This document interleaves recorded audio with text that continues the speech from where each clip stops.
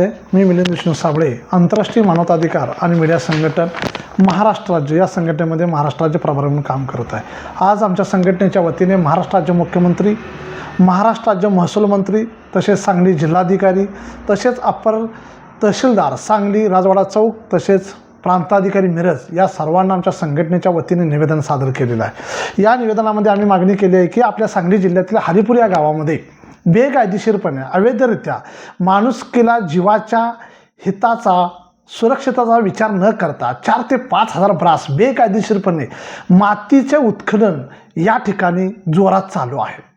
आणि या उत्खननाला किंवा मातीच्या या भ्रष्टाचारामध्ये संबंधित तलाठी, संबंधित विभागाचे मंडल अधिकारी यांच्या आशीर्वादाने हे मातीचे उत्खनन जोरात चालू आहे अशी चर्चा सध्या हरिपूर या गावामध्ये चालू आहे। या मातीच्या उत्खननामुळे हरिपूर या गावाला धोका निर्माण झालेला आहे, कारण हरिपूर या गावातील जनता नदीच्या कडेला राहते आणि या ठिकाणी मातीचा भुसभुशीत प्रकार आणि मातीचा भुसभुशीत भाग असल्यामुळे प्रमाणाच्या बाहेर अवैधरित्या इथे मातीचे उत्खनन गेले 1 महिना चालू आहे।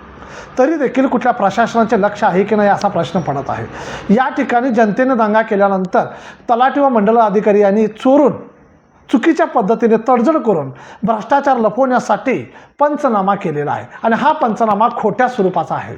कारण अशा पद्धतीने मातीचे उत्खनन करून जर बेकायदेशीरपणे प्रमाणाच्या बाहेर भ्रष्टाचार होत असेल तर या ठिकाणी जो शासनाचा बुडालेला रॉयल्टी प्रकार आहे तो इथे या मंडल अधिकारी व तलाठी या दोघांच्याकडून भरून घेण्यात यावा अशी आमची मागणी आहे। कारण रॉयल्टी बुडवणे म्हणजे शासनाला बुडवणे असा प्रकार आहे।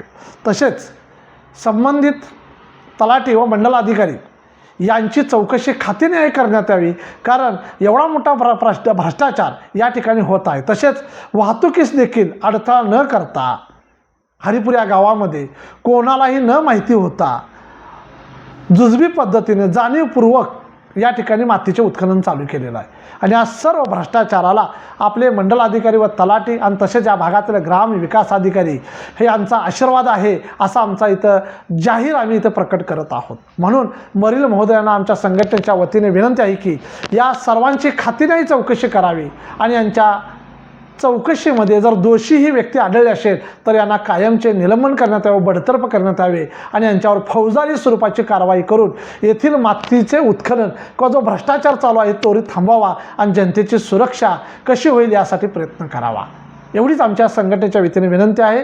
थांबतो। जय हिंद, जय भारत, जय संविधान। आणि जाता एवढंच सांगतो की या प्रकारामध्ये तडजोड होण्याची शक्यता जोरात आहे।